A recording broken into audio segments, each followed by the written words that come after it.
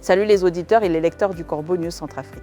Bienvenue à tous pour une nouvelle immersion, une plongée profonde dans les méandres de la politique banghissoise. Aujourd'hui, on va décrypter un sujet brûlant, une véritable saga qui s'est jouée autour de la mairie de Bangui et qui nous est rapportée par l'activiste Lucas Lucas. Mon cher Brahim Saleh, prépare-toi parce que les explications de cet échec sont explosives. Bonjour Gisèle Moloma, bonjour à toutes et à tous. Oui, explosive est le mot juste. L'activiste Lucas Lucas, elle, n'a pas sa langue dans sa poche. Elle a fait un live sur Facebook et elle nous livre son analyse très personnelle sur la mairie de Bangui. Elle nous explique les raisons de l'échec de Portia Abazen et, par ricochet, la victoire de Priska Roselyne Manou. Selon elle, Gisèle Moloma, Portia Abazen a échoué dans sa tentative de devenir mairesse de la ville de Bangui, laissant ainsi la place à Priska Roselyne Manou suite au vote des conseillers. Lucas Lucas dit que Portia Abazen possède une forte influence sur les réseaux sociaux, mais son envie d'en faire trop a fini par se retourner contre elle. Attends, Brahim Saleh. Donc, si je comprends bien, la dame avait une visibilité monstre, mais elle a voulu trop en faire?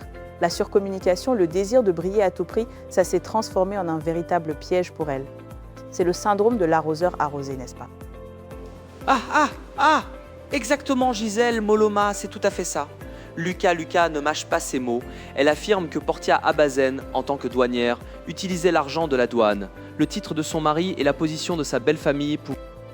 Disons, engraisser tout le monde, payer des gens afin de soigner sa popularité et parler d'elle en bien.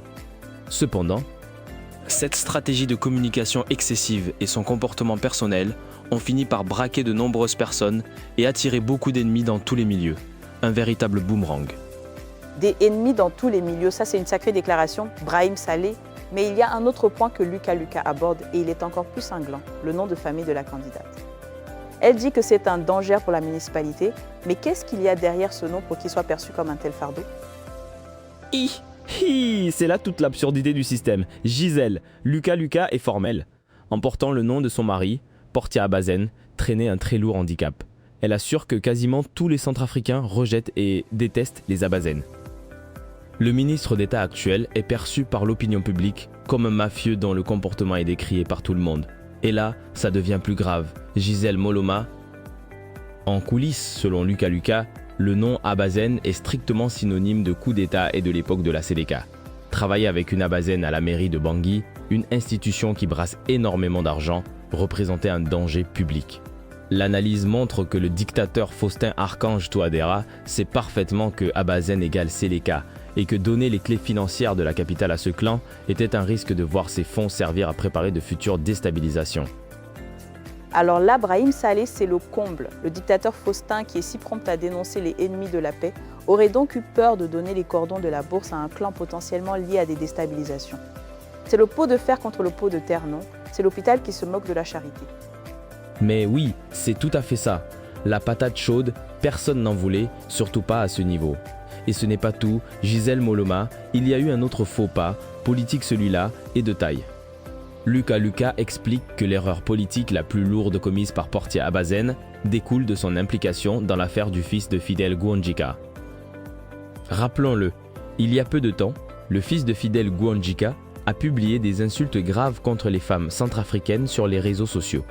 Portia Abazen faisait partie des femmes qui ont mené la contestation contre lui et a déposé une plainte officielle devant la justice. Selon l'analyse de Lucas Lucas, la candidate a oublié les liens familiaux stricts qui unissent ce clan à la famille de l'empereur. Ah, l'affrontement judiciaire avec le premier cercle de l'empereur Faustin. Ça, Brahim Saleh, c'est carrément suicidaire. Attaquer en justice un membre de l'entourage le plus proche du dictateur, c'est comme cracher en l'air, non? C'est inviter la foudre à tomber sur soi. C'est exactement ça, Gisèle Moloma. Et la foudre est tombée. Pour rappel, Fidel Guandjika est le ministre conseiller très proche de Baba Kongoboro et sa famille fait partie des parents de la mère du dictateur Touadéra, dont les attaches paternelles restent totalement inconnues des Centrafricains. Le pouvoir n'a pas toléré cette action judiciaire contre un membre de son cercle protégé. Cet incident a poussé Simplice Mathieu Sarandi, le secrétaire exécutif du parti, sur décision de l'empereur Faustin, a écarté définitivement Portia Abazen pour imposer le choix exclusif de Priska Roselyne Manou. Le dictateur Faustin Archange Touadéra qui tranche personnellement et qui impose son choix. Mais alors, Portia Abazen a-t-elle accepté cette décision Brahim Saleh ou a-t-elle continué à défier le système? Non, Gisèle Moloma, elle n'a pas accepté. Au lieu d'accepter la décision des instances de son parti et de faire preuve de discipline, Portia Abazen a choisi la voie de la confrontation publique.